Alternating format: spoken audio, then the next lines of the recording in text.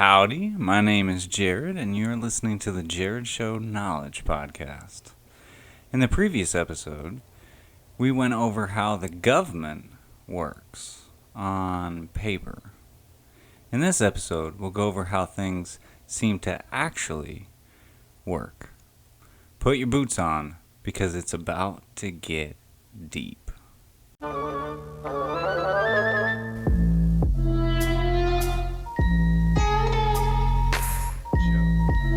Ladies and gentlemen, boys and girls, The Jared Show.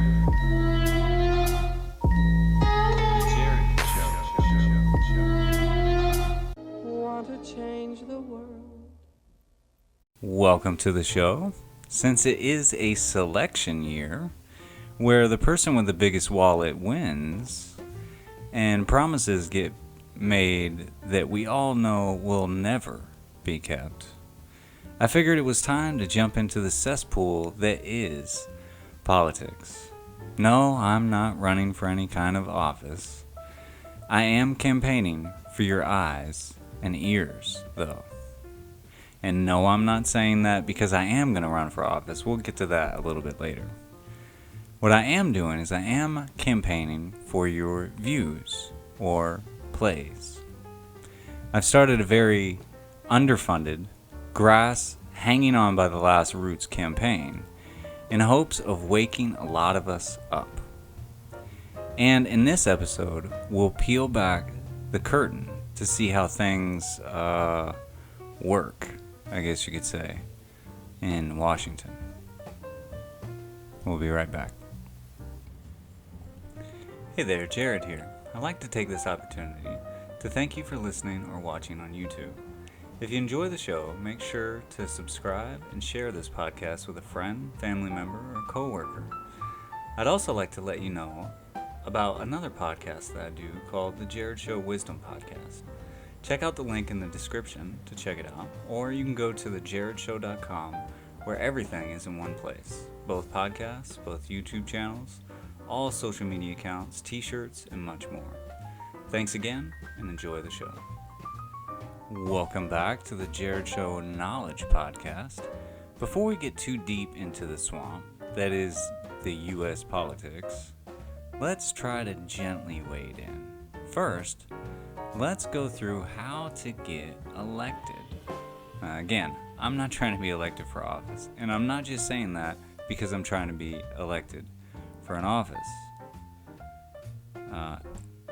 Like I said, it's actually selection, but we'll play it straight for now. So anyway, let's get into it. So step one of getting into that permanent office job where you never actually have to show up. That's right, you're running for Congress. Are you ready? First, let's decide which side you want to be on, the Senate or the House. Well, the Senate has about 100 people. That's pretty slim pickings. But the House has like 435. So there's quite a few seats to fill there. So, well, I guess the House of Representatives it is. It's easier to get in anyway. Let's shoot for that, okay? Step 2, let's decide what team you're playing for. Blue or red? No, silly, I'm not talking about the Crips and the Bloods. I'm talking about the actual gangs. The ones that supposedly call the shots. The demolitions and the repressives. Wrong script. I meant to say the Democrats and the Republicans. So how do you decide which team you want to play for? Well, that's actually easy. You don't decide. You let society do that for you. Oh, you think that you might be somewhere in between because you've looked at the issues. Well, that's too bad. It's one or the other, buddy. And unless you really want to be on the lunatic fringe, right? Great song. Unless you really want to be on the lunatic fringe and declare yourself an independent, let's just stick with the game plan and not rock the boat. How about that? I tell you what, here's an easy way to do things. Instead of letting society and kind of going with that flow, or picking one issue as most people do and holding firmly onto that issue until you die, let's just hang some signs with Democrat or Republican on either side, and we'll just throw darts at a wall blindfolded. Because, I mean, really, it doesn't really matter which one you land on. You can always switch later on anyway. It doesn't really matter. Okay, good. So now you've chosen Democrats. Great. Okay, so now, step 3. You need to announce to everyone that you're planning on being a character in the real-life version of The Office. Basically, Washington, D.C. And how do you do that? Well, and I told you I'm not doing this, but the way most of that happens is you slyly get a famous friend, if you have any. If you don't have any famous friends, you're gonna have to buy one, or find a friend of a friend of a friend of a friend. Right? Once you get that, you get this famous friend to kind of nudge you into it, kind of organically. It's a great word, by the way. Hopefully your famous friend will use that in a tweet here and there, or an Instagram post saying, my friend, that's you, would be perfect for Congress. That's where you come in. Now that you've been nudged into it, and the spotlight is somewhat on you. Now, instead of agreeing with the famous friend for hire, most likely, you gotta pull off the humble brag and at the same time announce that you, in fact, can't run for office, as you have virtues and morals, unlike the cretins in the Washington Swamp. Like I said, I'm not doing that. Obviously, I don't have a whole lot of money, and I would not run for any office, because, unfortunately, I see it for what it is, and I don't want to be in that position. But after a few months of this vehemently saying, I am not going to run for office, I'm never going to do this is never my thing. After a few months, let it dawn on you, hey, I can actually make a difference. And how we change this corrupt system is from the inside. That'll get a lot of things. We're gonna change the system. Up with hope and down with dope. Yes, we can. Make America great again. Interesting. Did you know Ronald Reagan used the same slogan? I think there was another person who used the same slogan. It's all recycled. But really what you have to do is you have to convince yourself that you're going to make a difference, so much so that it starts to radiate out from you. Okay, great. Okay, now you got it. Right? You have that I'm, Jesus Christ kind of mentality. And once you have that, and you think that you're going to go to Washington and change it, just like Mr. Smith goes to Washington, good old Jimmy Stewart, right? Now you have the right mindset. And that mindset is basically, you're the most virtuous, untouchable thing that has ever lived, and you're going to change Washington from the inside out. And now that you've picked your team, whatever that is, we went with the the Democrats? Or did we go with the repressives? Republican? No, we went with, the demos. Okay. So, now that you played your false humility card, played that game to perfection, and lined up all your spots, next you need money. Lots and lots of money. And that is step 3. You'll need money for promotions like TV ads, flyers, those signs you see in people's yards when you drive by. Vote for John Hancock and all that. And on the side of the road, like when you come to a stop, at a stop sign or something. You need money for radio commercials, all kinds of stuff. Then there's the structure you got to build and pay for.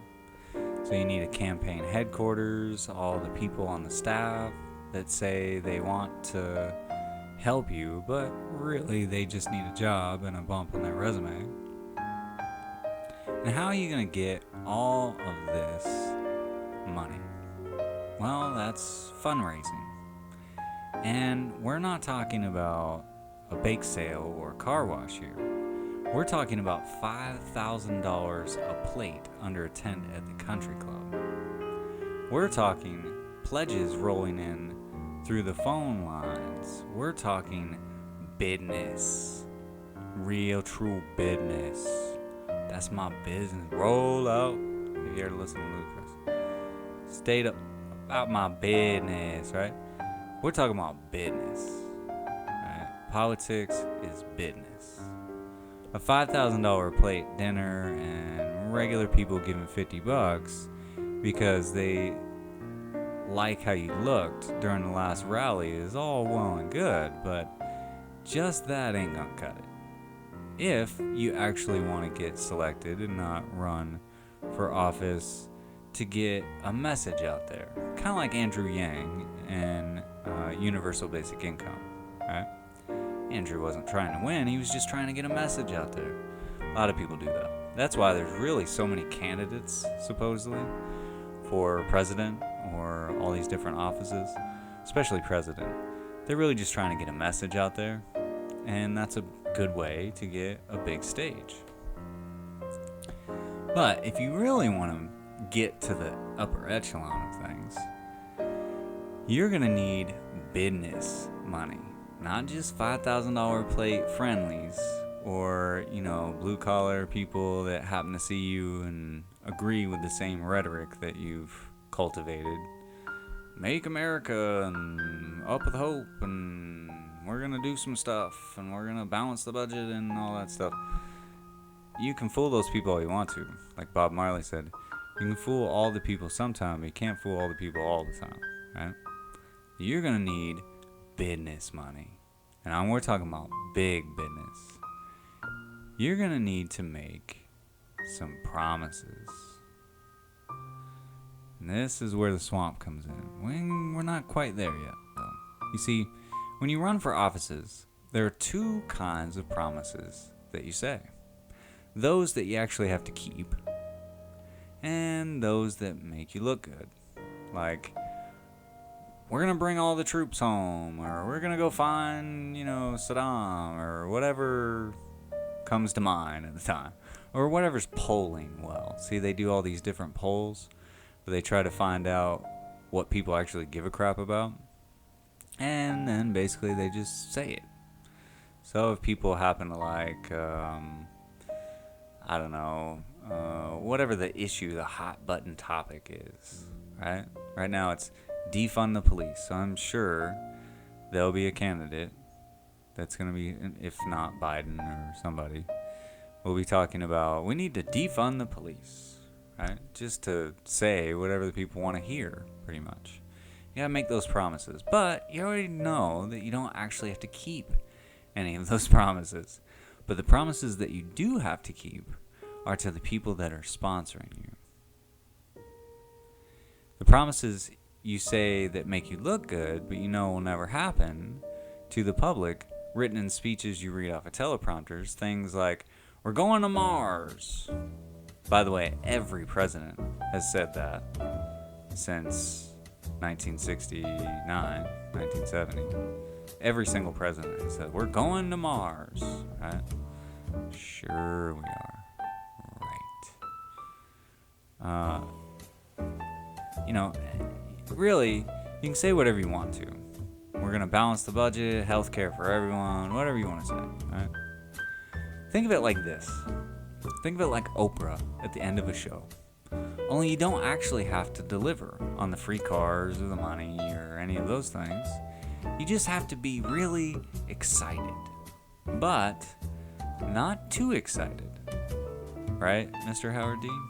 Don't be too excited. Yeah, right? You gotta, there's a balance there, okay? You gotta have a balance. Okay, so now you got the sponsors, you got the ads, you're holding rallies, and people are fired up. You're doing your thing, right? But you are not the only show in town. You are not the only one that's got the sponsors, ads, and rallies. There's your opponent, and you gotta beat them. So now, how do you do that? Well, that would be step 4.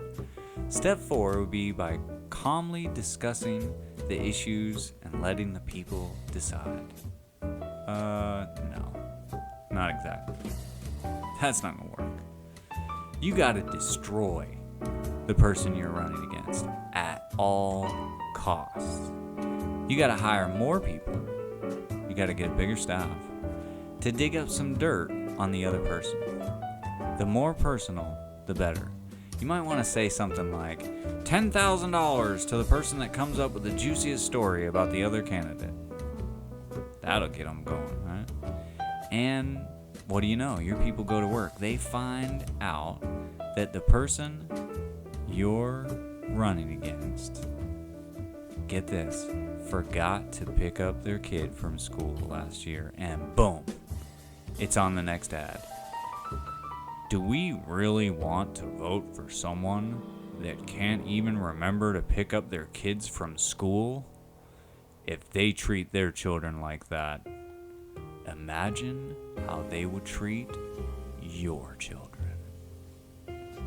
Spooky, right? You gotta get ads out there like that, right? That's, really tame, right? Really, what you really want to do is you really want to go after the other candidate's wife or significant other, maybe their children a little bit. You kind of want to, go after any family members that they may have, anything that they've ever done, anything that you can get, anything around them, anything in the vicinity of them that makes them look bad in any way, in any light. You want to take that, shine a big old huge glaring spotlight on it, blow it way out of proportion, and slap it on an ad that plays every couple of hours. That's really what you're trying to do. And really from there, see, it starts with the little stuff, right? Because they can't get any dirt. It takes time to dig up dirt, right? So once you start getting into the negative ads, because, the positive ads just don't work, right? You got to demoralize your opponent. Once you start getting into the negative ads, they start with little dirt. They forgot to pick up their kids. And then all of a sudden you find out that, somebody's wife had an affair, all these kind of things. Crazy stuff. More and more slanderous ads come out till really there's just a choice between the lesser of two evils. And then it's selection day. And what do you know? You've done it. Jackpot. You're in. You made it. You're in the big club. Congrats. It's like being made a wise guy in the mafia. You're untouchable now. Unless you want out. Or you do something some of the seniors don't like. And as Britney Spears said, oops, I did it. I can't sing that song. But did it again. Scandal City, population 1, and you're it, buddy. But let's not get ahead of ourselves here. You're going to play ball, right? Won't you? I guess we'll just have to see about that. When we come back, it's time to pay the piper and get to work. Play ball! We'll be right back after this. Super Mario. Bro, this guy, the Jared, he's politicking now. He's gonna be a politician now, huh? Bro, don't do it. Bro, you're better than that.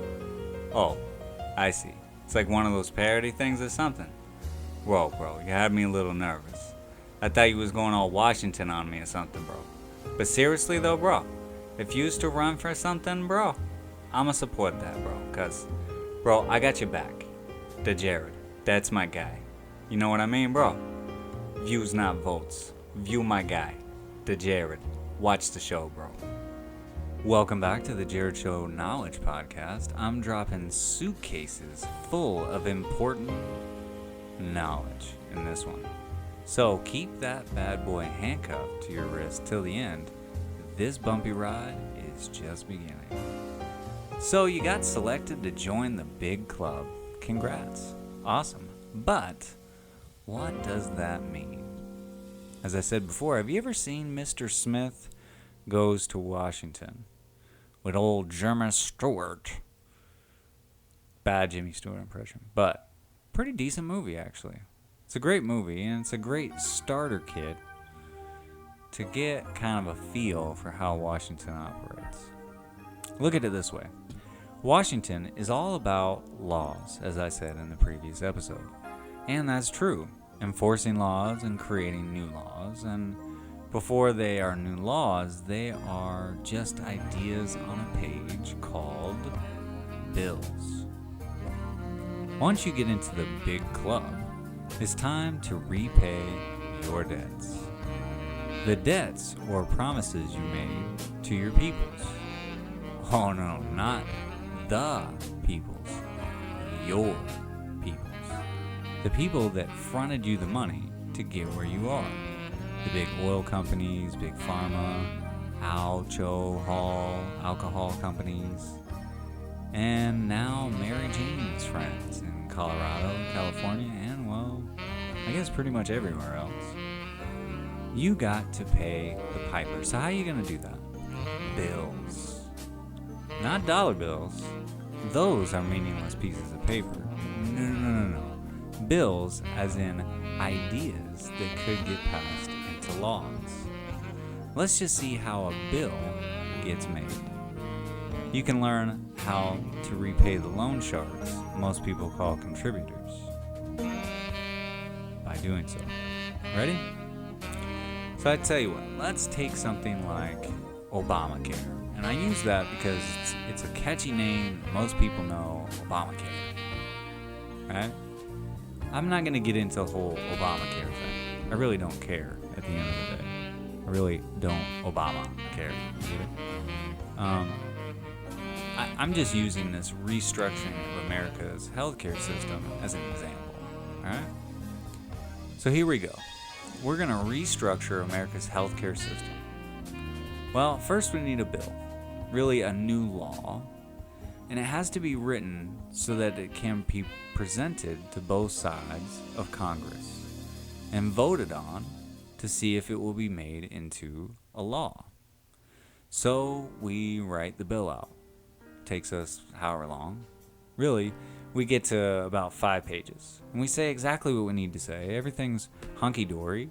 It says that everyone should be able to see a doctor whenever they want. And it's free. Yay for free stuff, right? And now we get ready to vote on it. Well, things are a bit more complex than that. You see, that's the way it should be, but the way that it is much different. You see, in Congress, every vote is earned, not just given freely because the ideas in the core of the bill are great and we should do it. No. Each and every member of Congress, on both sides, that's 535 people, get a piece of this pie or bill, if you will. So the bill goes from us, and it really doesn't matter what state we represent, but it goes from us, whatever state we represent, to the representatives from, let's say, I don't know, Delaware. Okay? Not trying to pick on Delaware. I actually been to Delaware. Seemed like a nice place. Just using it as an example. Okay? That person or group of people, I think Delaware would only have probably 1 representative, maybe 2, because it's so small.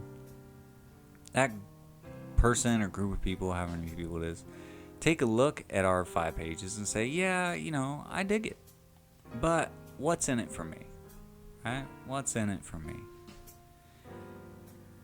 If I say yes, my state could use another national park. And you know what? Some money to keep that park going. So they send it back. They send our 5 pages, our bill, back to us. This time it's 7 pages instead of the original 5. And on the extra 2 pages is the stuff that they want.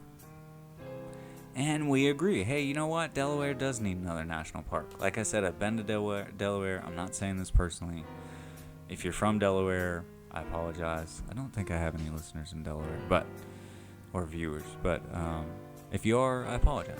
If you know somebody from Delaware, maybe they do need national park. It's just an example, all right? Don't jump down my throat about it. But anyway, let's say we agree with that, all right? And, we think to ourselves, how are we going to just hook them up without some money to kind of keep it going, okay?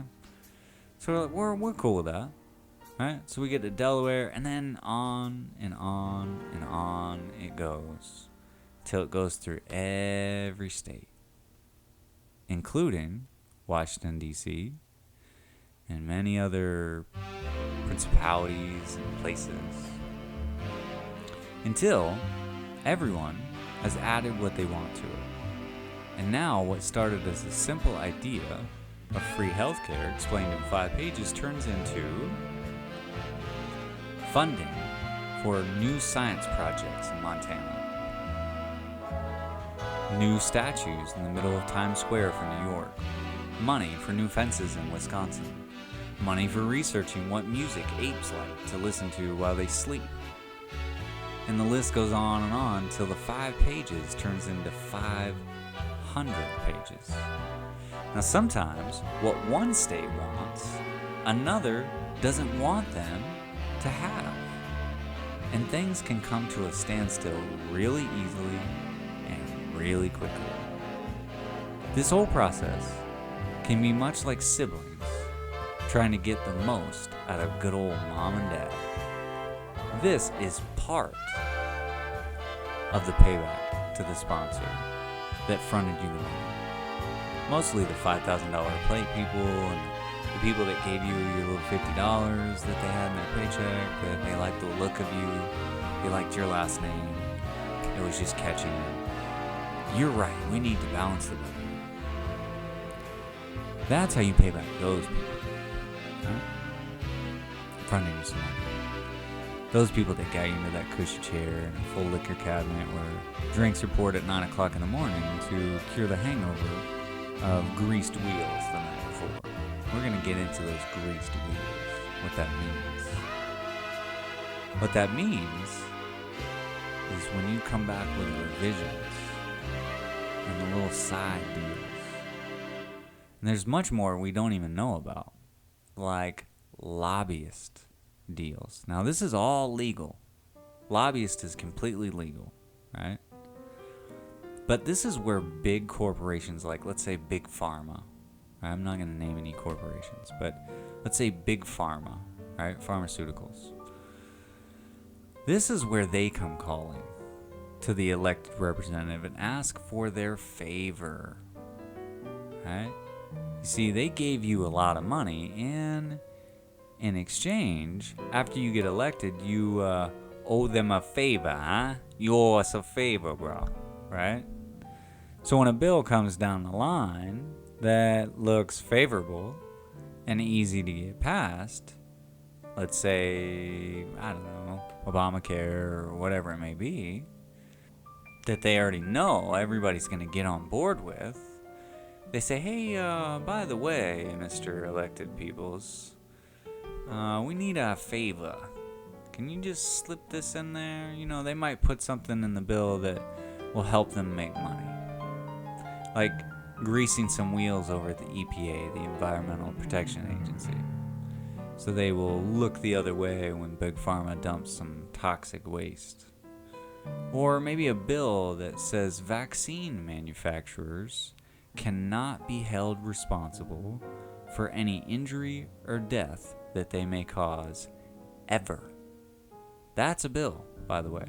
That was passed, I think, in the 80s. Right? So vaccines, the manufacturers of vaccines, can test, they can do whatever, they have no oversight at all. They can do whatever, I mean, supposedly they have oversight in that, you know, they're supposed to report to some kind of board for review to say we do everything just right. But they haven't really done that in 30 years. Right? That's how these kind of things get passed. Because at the end of the day, it makes no sense. Right? If you're going to give hundreds of thousands, millions of kids these vaccines, you should probably test them. And the people that have messed them up should probably be held accountable and responsible for it. Just saying. That's how that kind of stuff gets passed through. And probably not many people even notice, because in a bill of 500 pages, you're going to read, a lot of people this is what their job is in Washington, is to read through these bills. It might be 250 or 3 or 5 or 1,000 or 1,200 pages long, or 2,000. Right? Do you have any idea how long the tax code is? Crazy. But that's what they're trying to do. That's what you have to do now that you've been elected. Whether you got paid when you were trying to get selected, or you get paid by a lobbyist. See, this is how they get people after the fact. A lobbyist from Big Pharma or anything, right, can go in there and they can get the ear of a congressman, and they can say, hey, we'll give you $100,000 for your next election, or $1 million or $100 million for your next election. We'll be contributors as long as you vote the way that we want you to. It's called lobbyists, and it is completely legal. And that's why we have the swamp in Washington that we have. But it's completely legal. So the piper gets paid. The swamp gets thicker, and eventually all the earmarks, that's what they call the additions, and they get marked. All the pork bellies. That's what they call the people that, like lobbyists and all the people that are trying to get the earmarks. All the pork bellies get filled. And it goes through the House of Representatives.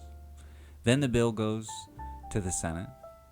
Senate says, hey, whatever, cool with us, as long as we get what we need. Once it passes through both sides of Congress, it goes to the president.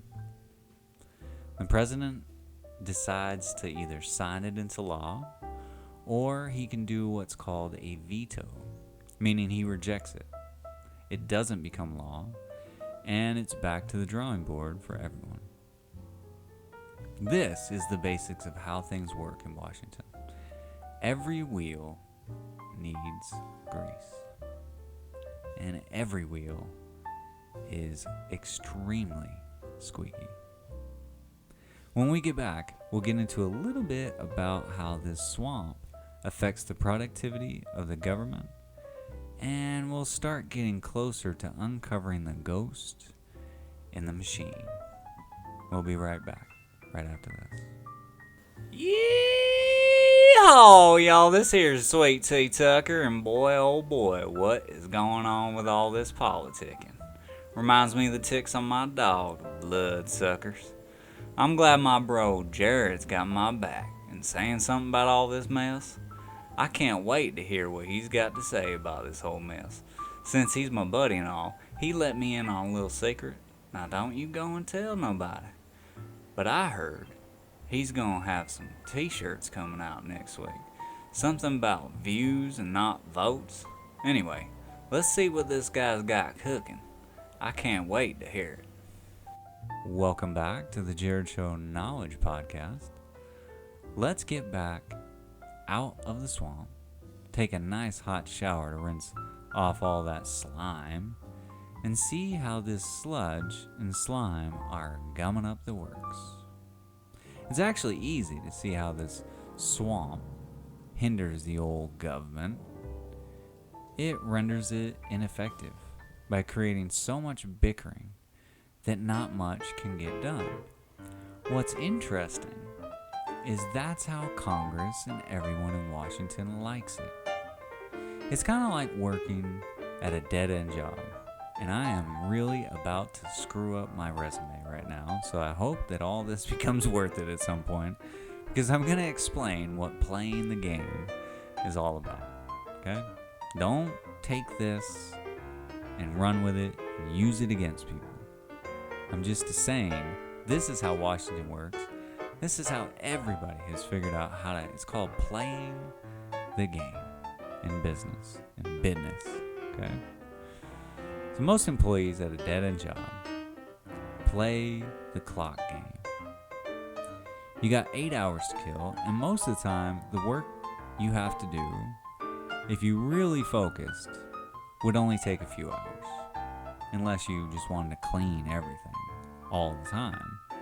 But at the end of the day, you can only clean so much, right? So it would really only take a few hours, but you need that paycheck, and you need as many hours as you can get. You don't want to be the person that gets sent home early. So you play the game. You move just a bit slower. You take longer routes to get where you're going.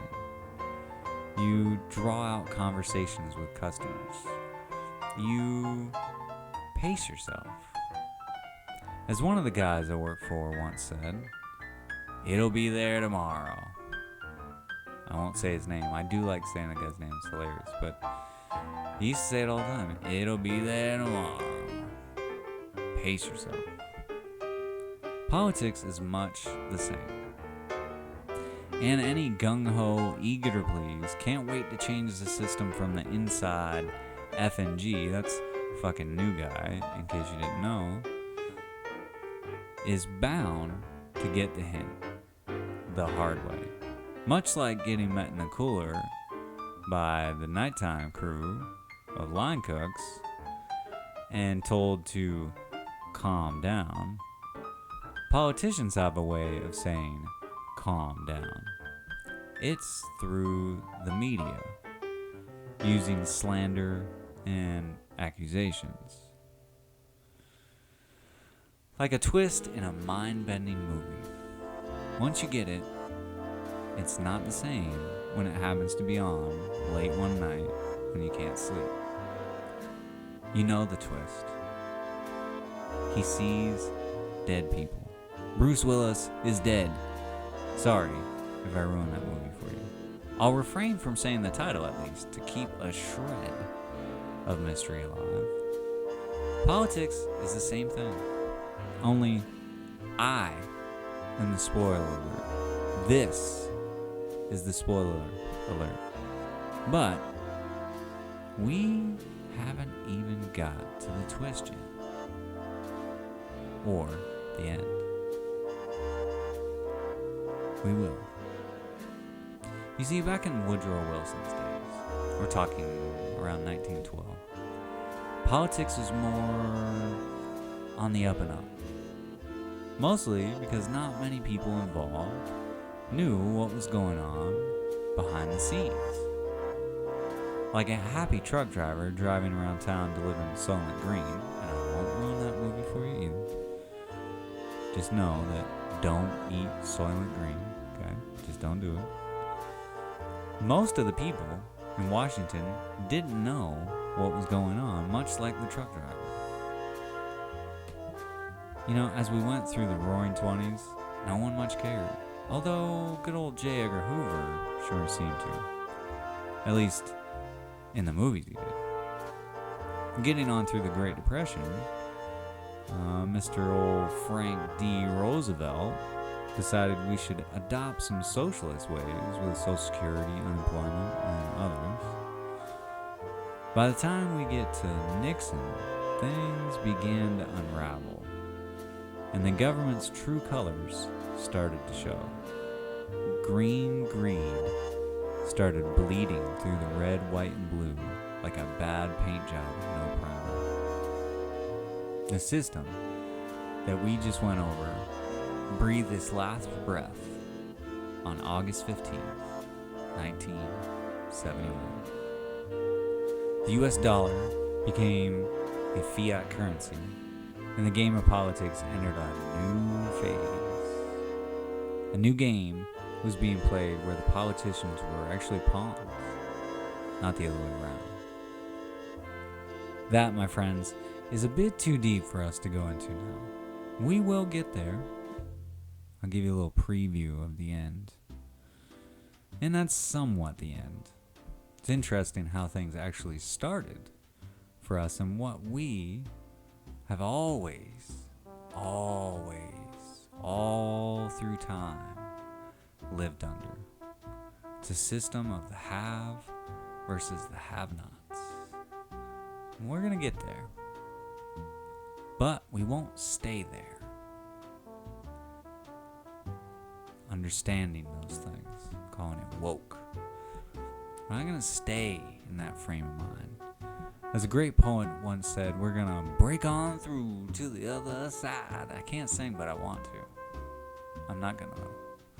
I try not to. We're going to get there. It's going to take a few episodes. We're trudging on through the campaign of views. Remember, hashtag views, not votes. In the next episode, we'll keep it pushing. We'll look at systems of government and what we fall under as Americans. I'm American. I'm American as humble apple pie. I'm American. But are we republic? Are we a democracy? Are we a democratic republic? Or something altogether? Find out in the next episode on Sunday night at 10 p.m. Eastern, 7 p.m. Pacific. Thank you for watching on YouTube or on the website, JarredShow.com. You can go on there, check out. You can either view it or listen to it on one page, either page. This podcast or the other one that I do called the Wisdom Podcast. But I thank you for watching on either one of those, just regular YouTube or on the website. I thank you for listening on one of the many different platforms, pretty much any platform that you usually get anything from, iTunes, Spotify, iHeartRadio, Overcast, and a few others. I hope you've enjoyed this episode. If you have, please share this podcast with a friend, family member, a coworker, and don't forget to like and subscribe. More stuff coming up. The campaign must go on. Hashtag views not votes. I'm going to explain that next week. Next week's podcast. On next Tuesday, we're going to get into that. Views not votes. We're going to get into views not votes. Millionaires don't care. It's going to be a fun one. I've been waiting to say that one. It's going to be a good one. I thought we might need a little refresher course on politics and just to kind of be on some mutual solid ground. What are we talking about here, right? So we've seen the swamp. We've seen how things go this week. We're trying to kind of get in. This is what we're dealing with here, right? That's what politics is. We all know that. Promises that never get kept, and rhetoric, and the same old crapola, right? Now we're going to get into the things that maybe some of us don't know, right? Now we're going to get into, what kind of system of things is going on around us, views not votes, and that kind of stuff. It's going to be interesting. I try not to get into politics, but when I do, like Dos Equis, right? But when I do, right? Just kidding. Anyway, I hope that you are doing well. I hope that you're happy. And I hope that you're making progress in your life. As always, and in always, may God bless you. Thanks.